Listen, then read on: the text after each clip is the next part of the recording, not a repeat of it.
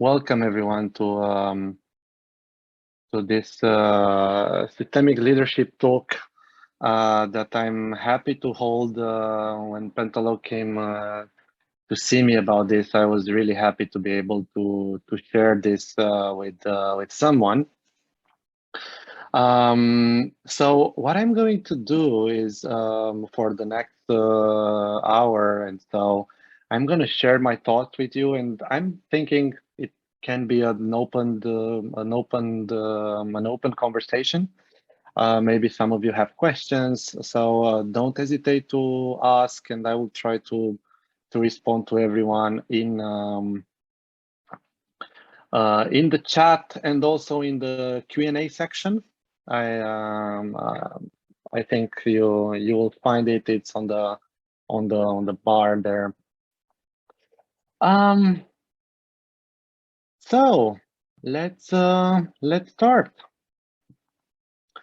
First of all, a couple of things about me, guys. So my name is Viorel Bucur. I'm a coach, an entrepreneur, and also a systemic thinker.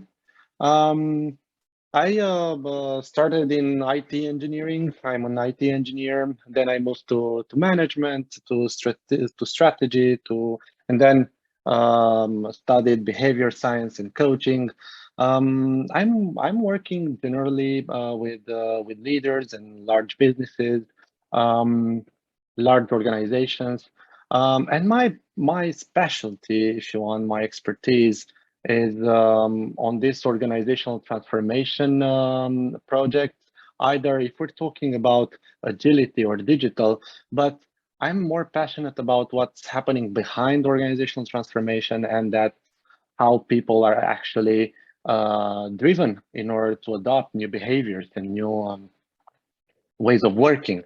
I worked until now in a few countries, and I'm also happy to share this because in my experience I've came to know so many people from different cultures, from US to Europe to Asia, and that gave me a different perspective when I'm talking about how organization change, how organization transform, and also about our subject today, that is how can we do leadership evolve and thrive. Also, I co-founded two organizations that I'm particularly proud of. One, it's called C Corp. That's an professional association in enterprise and organizational coaching in France. And the other project that I'm particularly attached to is Career Shift, which is a career coaching platform that has the purpose to bring to help people find meaningful careers throughout their lives. Just wanted to share a bit about me, but more importantly, I would love to go further and talk to you guys today about systemic leadership. So how do we make ourselves impactful within a system? This is a question that actually followed me for some years now, since I started and I began my career. It was this idea of okay, how can I if I am into an organization, if I'm having a job as an employee or as a consultant, how can I actually share, and how can I create impact? How can I share my vision? How can I make that vision be heard, and make my value be seen in the organization, particularly when that organization is important, it's big, it's complex. And throughout the years, I kind of surprised myself that in many occasions I started to work in a small project, in a small team within a company, and then for example, at some point I worked for this media company in France, and I started small, and then I thought I have a vision about how things can look like at the larger scale, how the organization can thrive at the larger scale in like few weeks, maybe a couple of months. I was surprised even by myself to find myself in the position to be able to do that.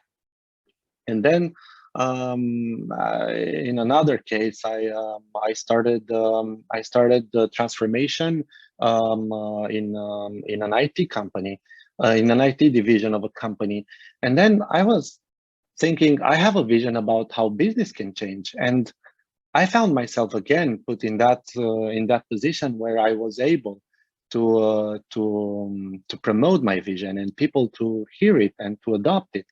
And I was like, this is something about it. And how did I do that? What if I would put that into a model, into a process? How would that look? And what is that? I know. What did I do in order to be able to do that? Because at the beginning it was nothing would actually recommend me for going that far. And I think I found some pretty interesting ideas and some pretty interesting capabilities that I developed initially without being conscious about myself, that I would love to share with you guys today. So I would start with, what does it mean to be a leader? And maybe I will start with some questions that maybe you guys can help me with, and maybe respond in the chat or in the Q&A about leadership, because everything starts from there, and then we will move on to what is systemic leadership. But I'm curious about, do you currently consider yourselves to be a leader in your organization? Maybe you guys can give me some responses into the chat or into the Q&A section.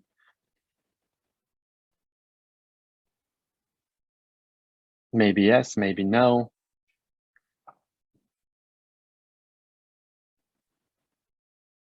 Or you can write them. Yes, so I have somewhat.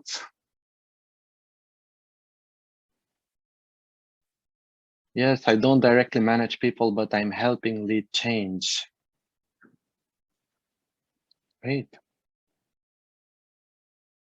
Great. So anybody else wants to share?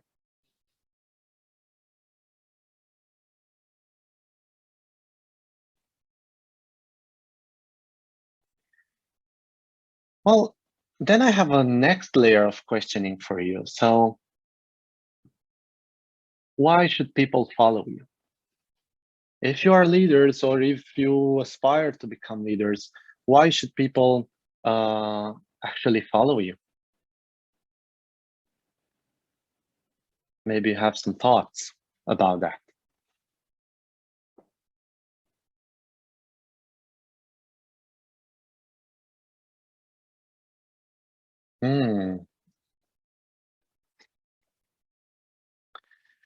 Because they trust me for a vision. Otherwise, they will be fired. That's a good one.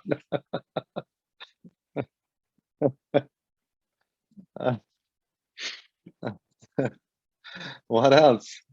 Has anybody else has an idea about it? They can choose to follow if I inspire them. Okay, so I heard trust, I heard vision, I heard inspiration, sharing the same value. They feel that I share a mindset they also have. Yes, sharing mindset. Great. Thank you, guys. And I have the last line of layer of questioning for you. So, what's your definition of being a leader? Like in 2 words, if you had to rephrase it and to put it into a definition, what would be a leader about?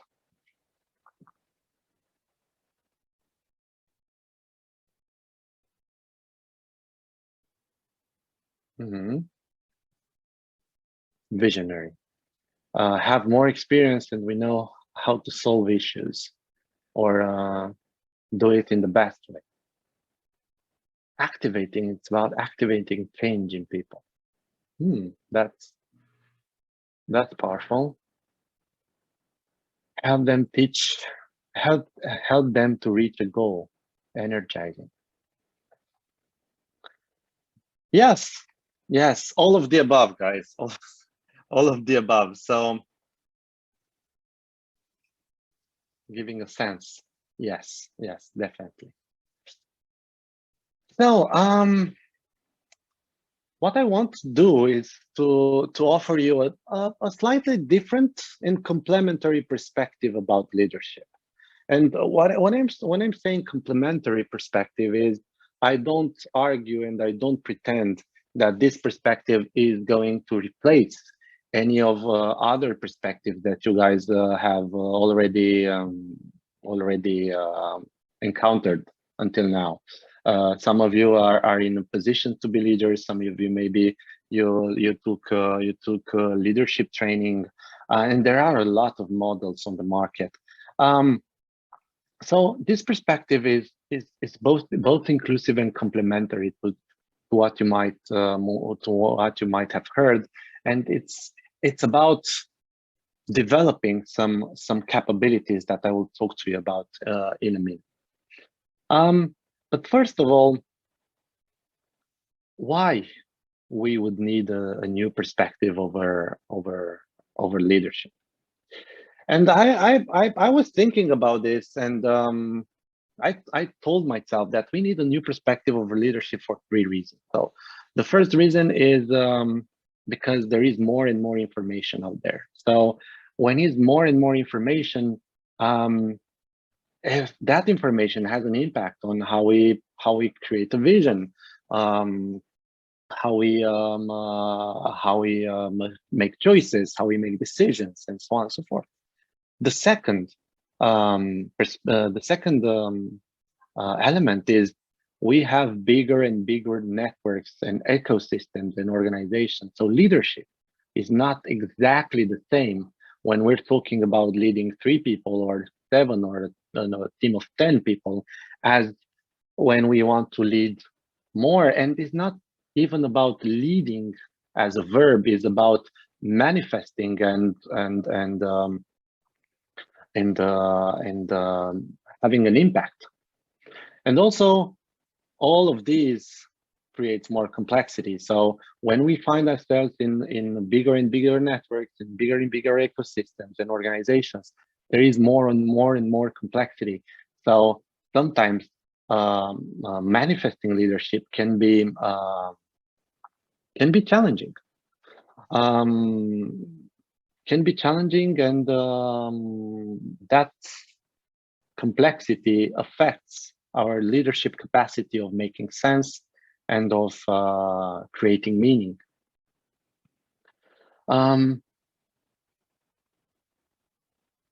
So while working on this, I was telling myself that we need new models of leadership. We need something complementary. On one hand, to allow us to lead systems and networks that are bigger and bigger. On the other hand, to distribute leadership more effectively. Because what I've seen also is that from time to time, leadership concentrates in some hierarchical positions, and maybe leadership is not only about leading from a certain position in a certain role. Maybe each one of us can become a leader.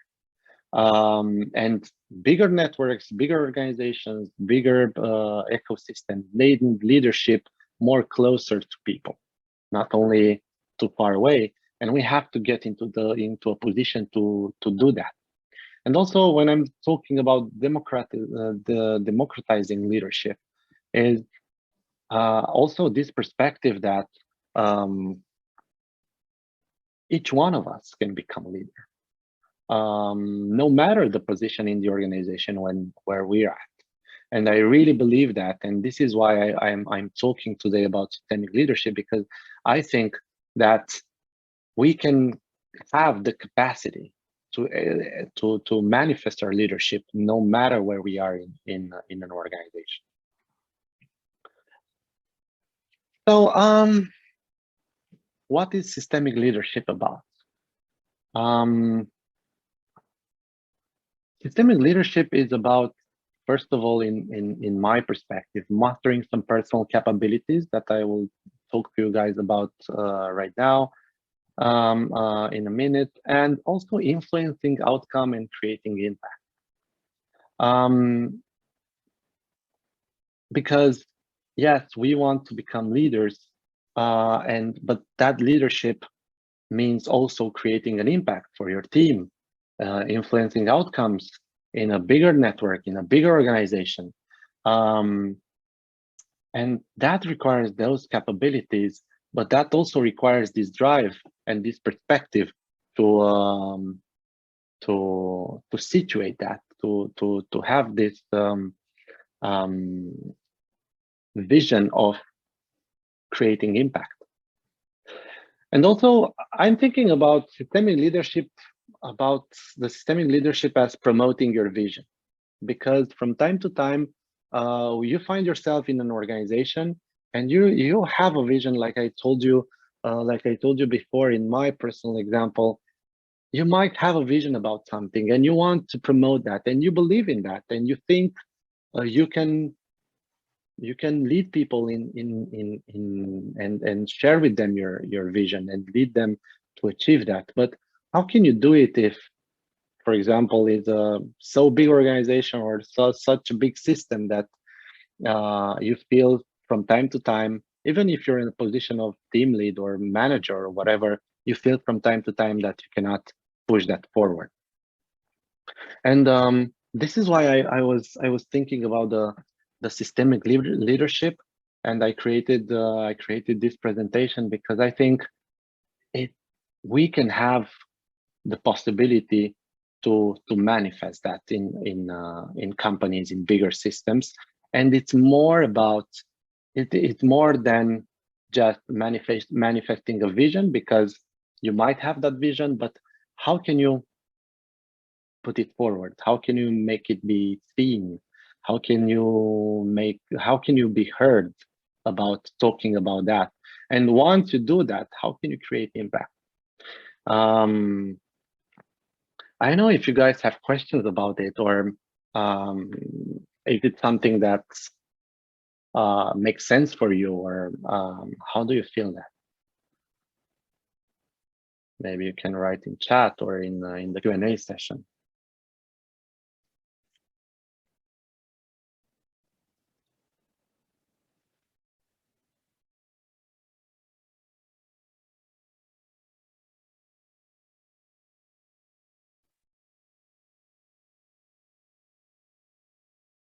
Any feelings about it?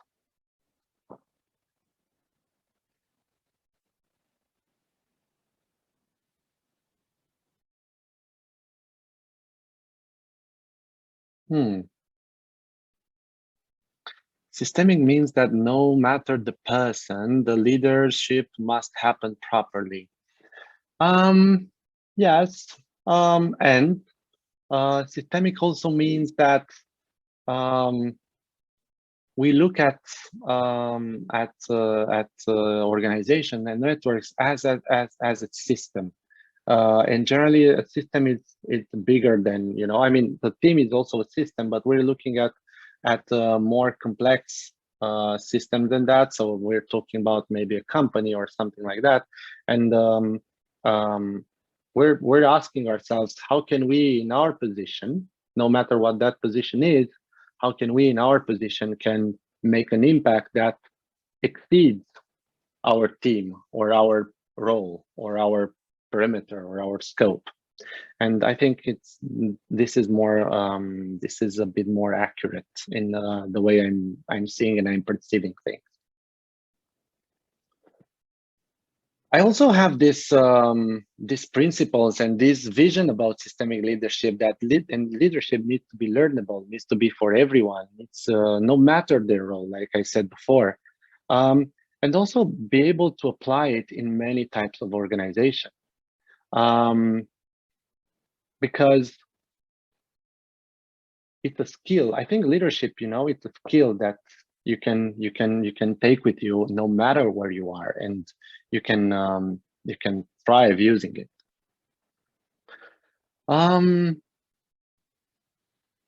So that being said, there is also a cost of becoming a leader in any organization. And I wanted maybe to share this with you guys also, because I've seen that, and I also wanted to manifest my leadership in different types of organizations, and I observed that there is a cost associated to that. So it's not exactly a manifesting leadership in a startup is not the same thing with manifesting leadership in a corporation, or is not exactly the same thing of manifesting leadership within an innovation company like Tesla, or manifesting leadership within an NGO. And before going forward with what systemic leadership actually means and what are the capabilities to create around that, I was thinking that, first of all, we have to look at leadership through the lenses of cost, because influencing outcomes and creating impact, promoting your vision, mastering your personal capabilities, they come with the cost of energy, they come with the cost of time, they come with the cost of, I know, with a material cost. So when we're saying that we are able to become a leader in any organization, first of all, we have to ask ourselves, are we ready to put on the table and to pay that cost? If you want to become a leader, maybe in a corporation, that will ask you for a lot of energy. It's a big system. It's hard to get there. There are a lot of interest. There are a lot of game, and so on and so forth. If you want to become a leader, maybe in a more human-sized organization, like I know, a big startup, that also comes with a cost, and of course it comes with benefits too. But the question behind that is, am I willing to pay the cost of becoming a leader in any organization before asking myself, before engaging myself into doing so? And I was curious about that. How did you live until now, for those of you that wanted to step in that position of leadership, either permanently or temporarily? How did you experience that cost of leadership manifestation? How was it for you? Do you have any perspective that you can share?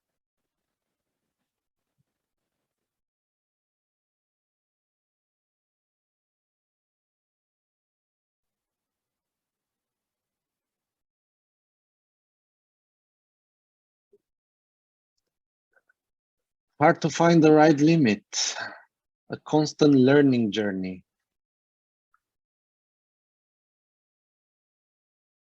What was the cost that you needed to pay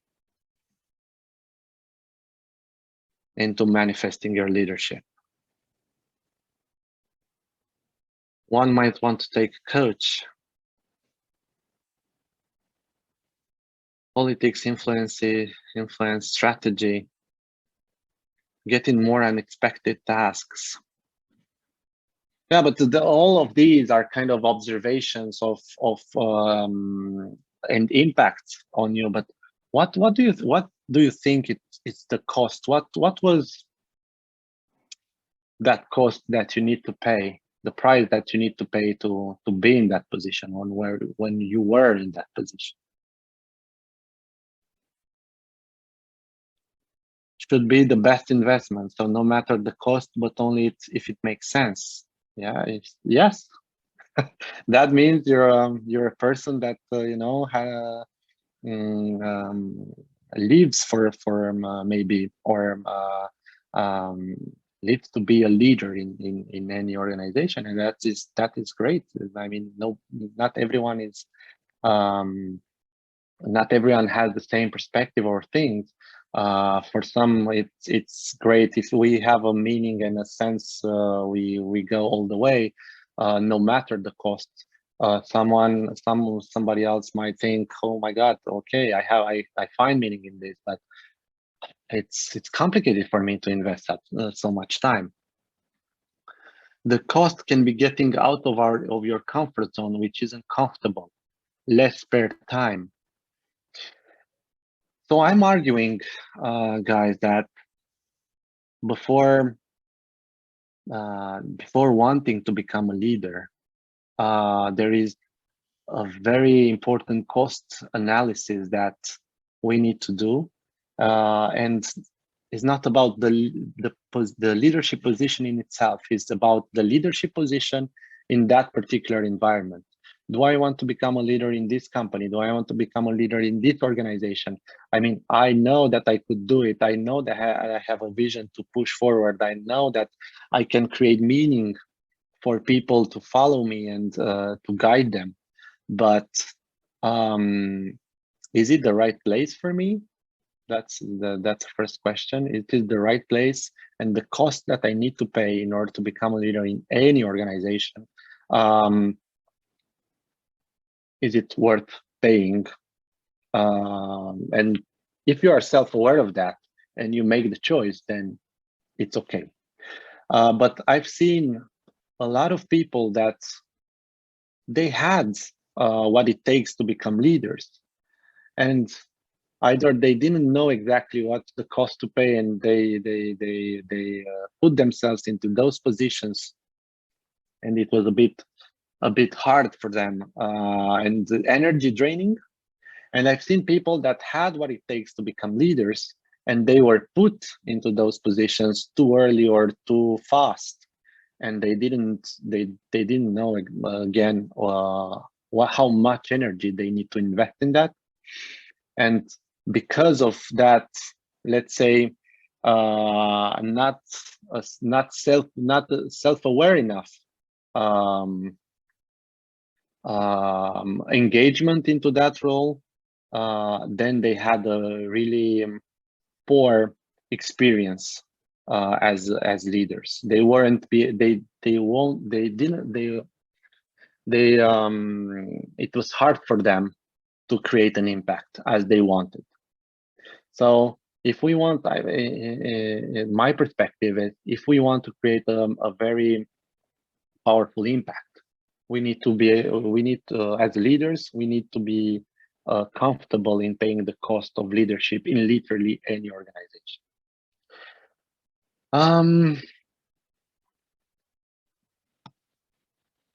And when we talk about organizations, also this perspective that I wanted to share with you. We can look at least 3 types of organization, and of course you can for sure imagine other. Is not limiting, but what would be the cost of leadership in an innovation organization like Tesla, like SpaceX, like Blue Origin? What would be the cost of being a leader in a big corporation, and what would be the cost of being a leader in a startup? So, for example, in general, when you're a leader in a corporation, the cost is energy, but it's energy draining from time to time, because corporations are big, and you have to engage maybe from time to time in politics in order to create impact. Is not always you have the possibility to create meaning for all the people that you're working with, for whatever reasons, for the way the organization is organized, for the way teams are structured, and so on and so forth. So generally, being a leader in big organizations for some people that engage in that roles can be a bit energy draining.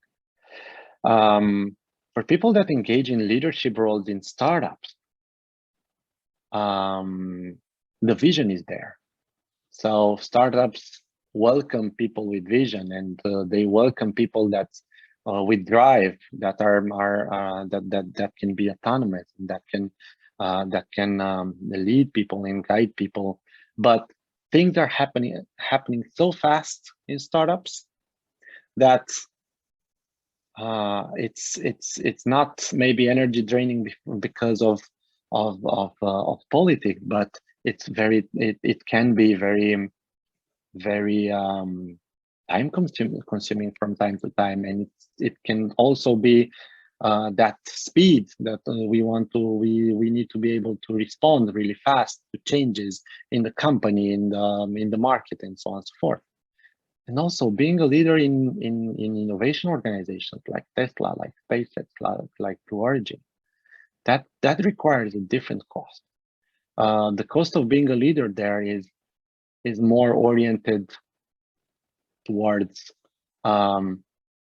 guiding people in on one hand, finding concepts and solutions and meanings that weren't created before. So being a leader in that type of organization is not like being a leader anywhere else. They're very innovative. They're avant-gardists. So if you cannot do things like we've done them before, you have to innovate, and you have to get out of your comfort zone on other levels constantly. I don't know if you have some thoughts about it, or is it something that makes sense for you?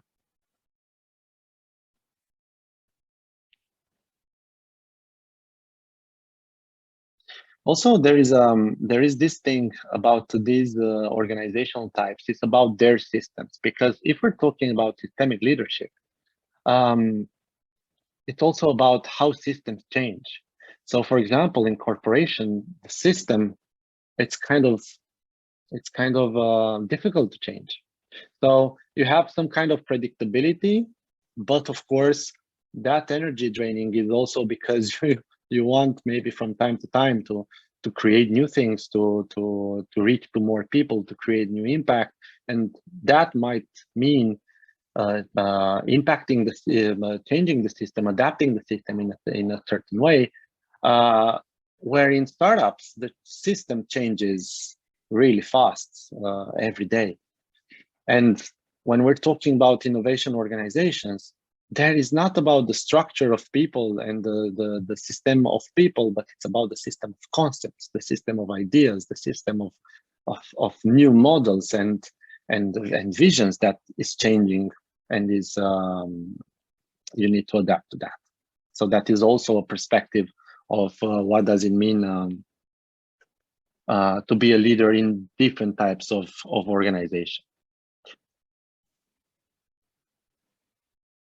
Any thoughts about it?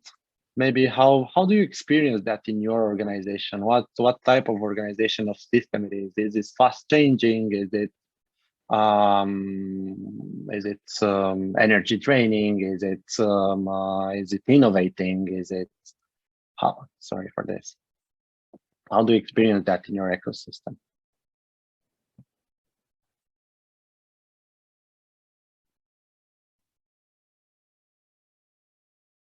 Any ideas?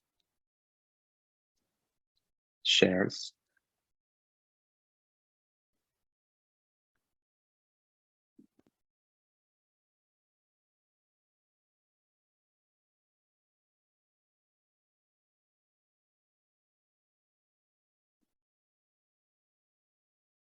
Or maybe in the organization that you already worked for, not particularly the existing one, that might be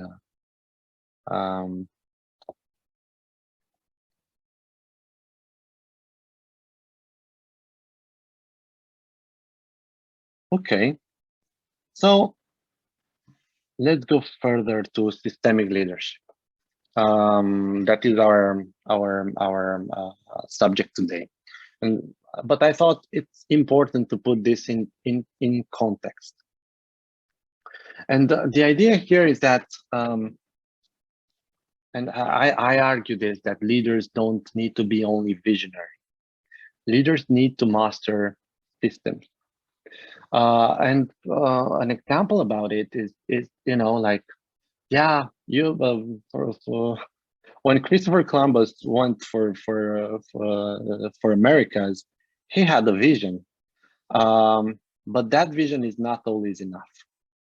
That vision promotes and animates and involves the people, drives people, and up until the moment when we're putting foot on the boat, and then we're going on a journey, and during that journey, being a leader is not only being a visionary. That's only a part of it. And as you guys created wrote at the beginning of our conversation, there are multiple layers of being a leader, and I want to share with you some of the layers that I think are important about it.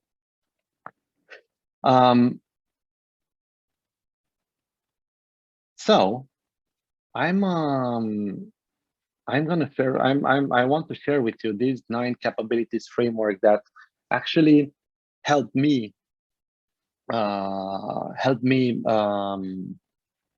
lead initiatives and people in the different organizations that I've been with.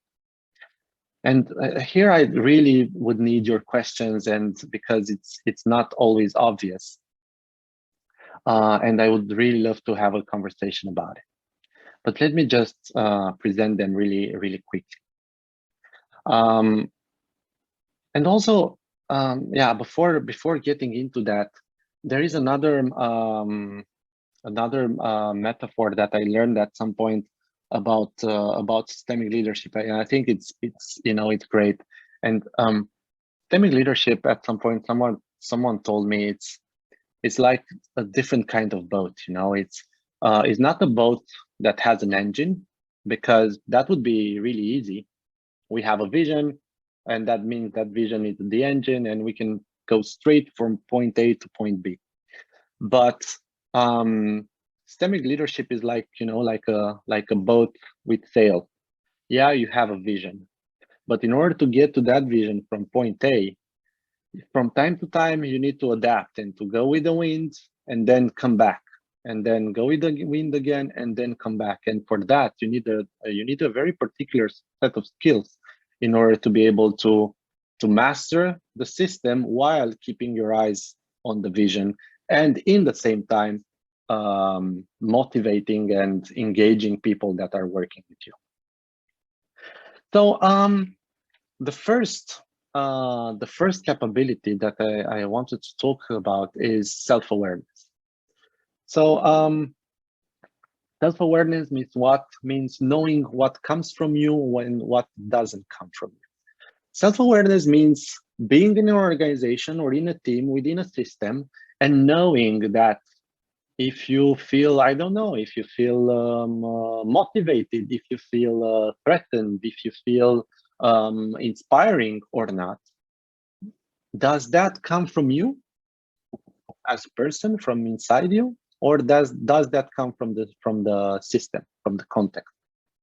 Knowing to be self-aware and observe that, it's a huge capability, because like that you will know how to react better. So if you're going to an organization and or to a team or to a bigger ecosystem, and for example you feel demotivated at some point, ask yourselves, is it because of me? It's I that I'm generating this demotivation, or is it because it's coming from my team? Without them telling me that, maybe they're at the you know, at the first sight, they tell me they're motivated. Apparently, they do their work okay, but I feel in a certain way. Is it coming from me or is it coming from them? And that's really important, because if it's coming from you, that means you can do something about yourself and remotivate, or I don't know, maybe. And we won't talk about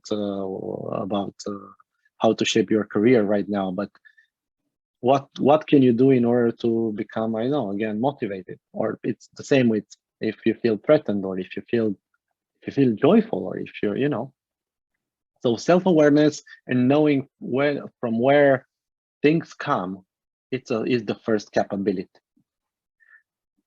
The second capability, it's about mindset, energy, and posture. So from what mindset and energy and posture do you act as a leader? Do you exercise your leadership role from a position or from a mindset of, I know, wanting to, from I know, from pressure, needing to get to some outcomes really quick, because someone else is exercising that pressure over you and over your team, over your ecosystem, or do you exercise your leadership posture from a more relaxed energy? Also, do you want to be inspiring for your team and for your system, or not?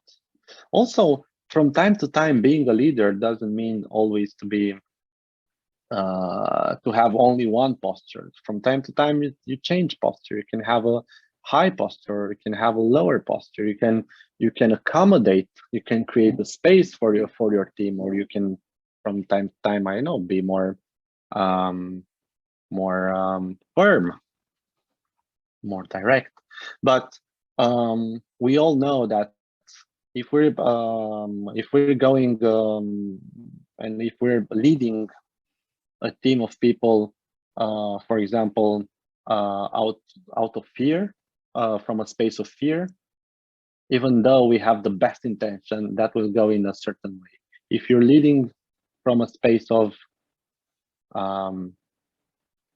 inspiration, maybe, or motivation, that will create another outcome.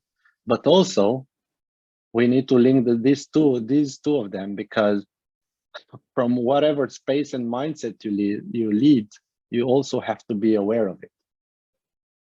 And we'll use that regularly in coaching. Is are we doing things away from or towards? Away from meaning, I want my team to be in a certain way. I want my team to be performant, because if not, something bad will happen.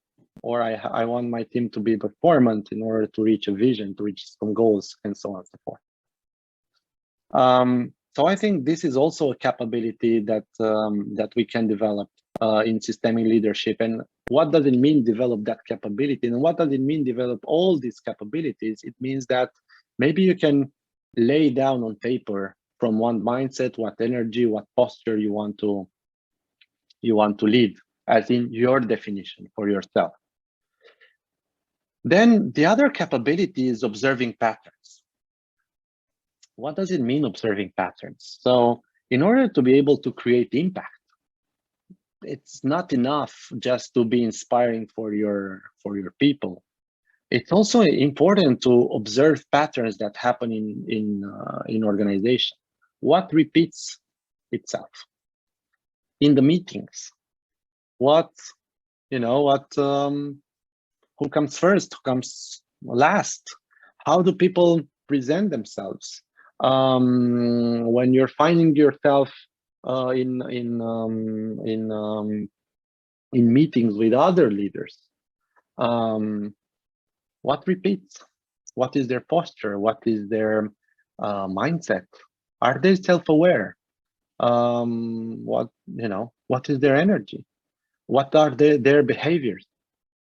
So I think patterns invite you to look at other people, either from your team, but also from the extended system, in a way to see what repeats itself. And if you grasp that, then you can put a meaning on it. For example, at some point we had a project of coaching, and in one meeting, there was this girl that she arrived always the last one, and she would stay always, because arriving of the last one, she will stay always in on the last seat in the meeting room. And she wasn't too happy about it. And when we talked to her, we on the coaching in the coaching team, she and we observed that in multiple meetings. She wasn't really happy. She arrived the last one. She was in the back of the room. So we asked her what she does, and well, and she said she was an intern, and she wasn't onboarded properly. Nobody actually would talk to her. She would feel a bit alone, and that would make her not being motivated to come to meetings very early. And because she wouldn't come early, she would stay on the last seat in the room, so she won't maybe always have access to what was happening, and nobody would see her, and she couldn't actually neither do her internship properly, and also she was really smart. She had really good ideas about what she was able to do in her small role as an intern in a certain area and project. So when we heard that, we asked ourselves, this pattern with her, maybe it's something bigger. And by going further and investigating, we found out that it's something bigger, and that interns are not properly onboarded, and not only interns are not properly onboarded. There were a lot of other things that didn't work properly in that particular side of organization. That allowed us to challenge the leadership and the organization and change things. And people like her, now they had the possibility to, even in, like I said, in their small role, because internship is not, you're not CEO, but you can always also create change and propose important things. I know in that little area of the organization. After that, she was able to do this. So I think patterns is a huge capability to observe, and the way you do that is the same. So be mindful about things and listen to people, and be curious about why things repeat as they do in the organization. Then group leadership position. So if you want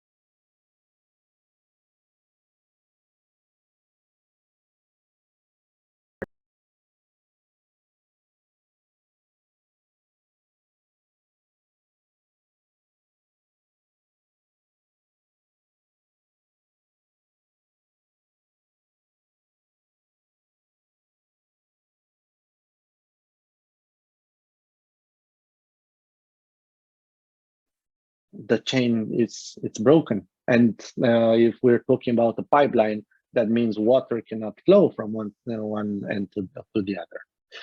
Then there are cohesion engines. So another capability is to observe your team and the people that you're leading, and ask yourself, what is their source of cohesion? And there are two big engines of cohesion. One engine of cohesion is internal vision.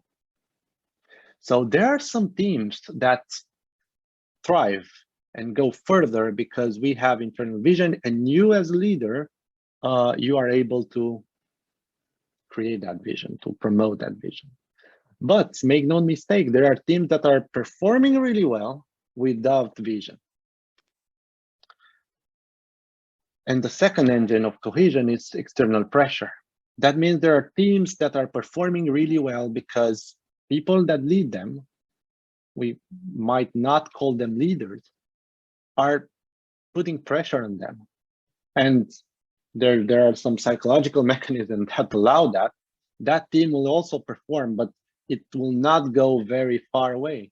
So in an ecosystem, look also at how the teams are creating cohesion in order to go further, and what can you change, what can you bring to the table in order to make it the good side of the force and not the bad side of the force.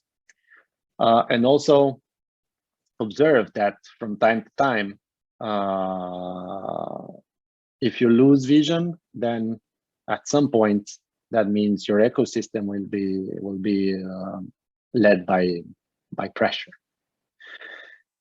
Visioning is a very important thing. So I think we all agree, and you guys already gave that example about visioning.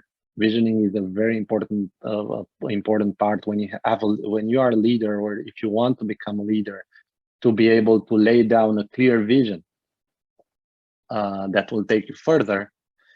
And the last one, and also a very important one, capability, is sense making. Sense making means you are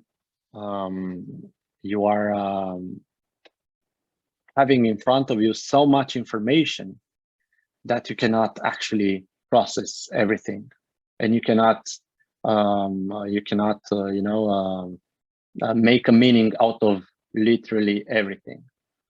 So the point of that would be choosing something from that universe of information that you have in front of you that comes from everywhere in an organization, choosing something, make a vision out of it, and then give yourself permission to let go of everything else. And from time to time, it's hard. It's hard in our personal lives. It's hard in our professional lives. We want it all. We want to be able to do everything, but we cannot do that. And if, for example, in our posture, in our position as a leader, we are not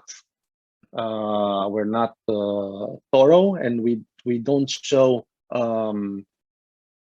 determination and clear vision, we're saying, we don't know, because we have so much information that we give we give a vision now, and that changes in another couple of minutes, and so on and so forth. That is not manifestation of leadership. That is variability, and teams and ecosystem do not really react great at too much uncertainty and variability.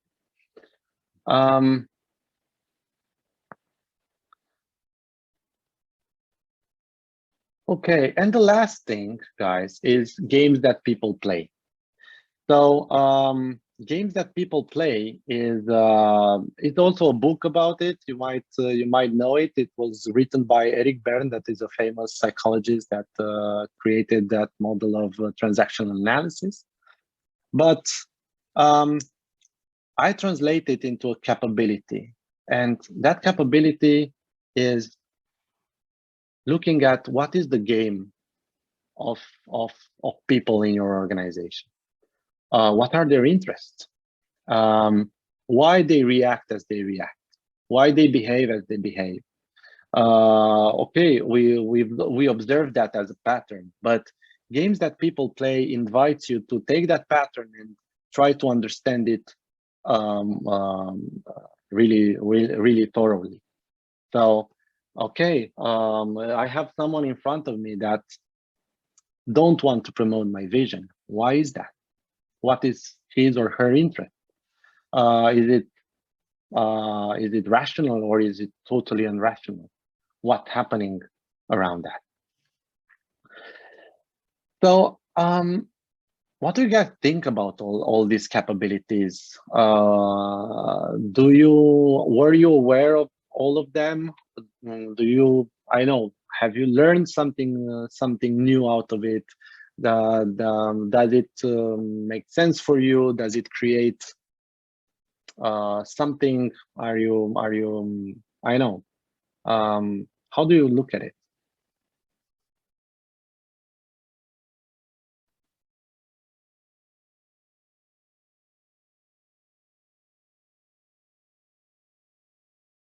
Can you use that in your existing roles?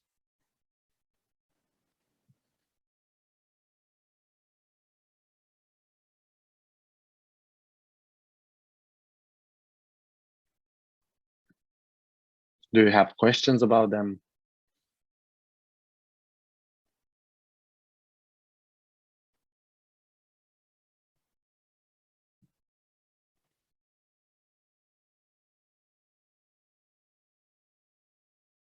Okay.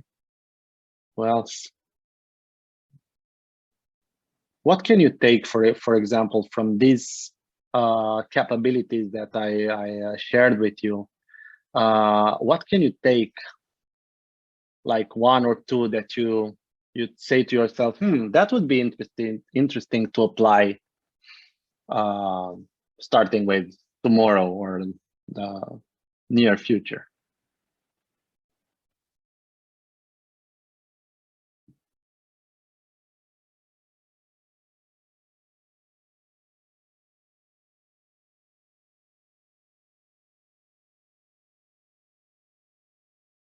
Sense making and patterns.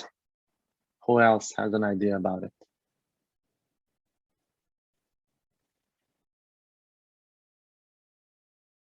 Network dynamics.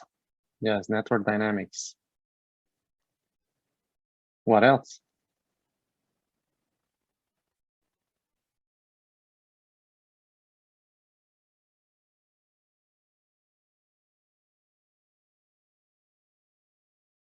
What else it's actionable for you?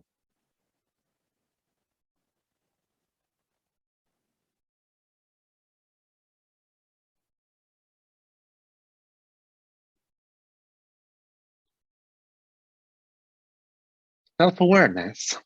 Okay.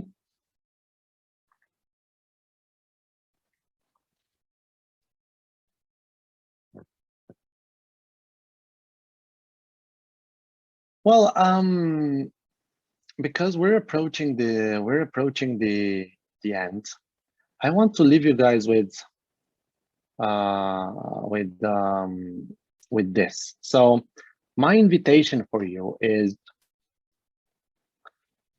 to take, if you want to further develop this, these capabilities are not to take only one of them. So only the visioning or only the sense making.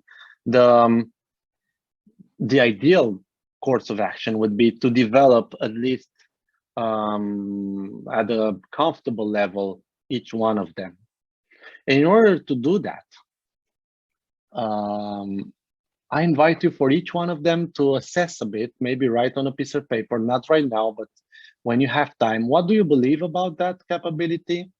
What would be your vision about it? So if we're talking about networking, about network dynamics, what do you believe about network dynamics? What would be the vision that you want for yourself? So if you want to improve your capability around network dynamics and understanding networks, what would that be?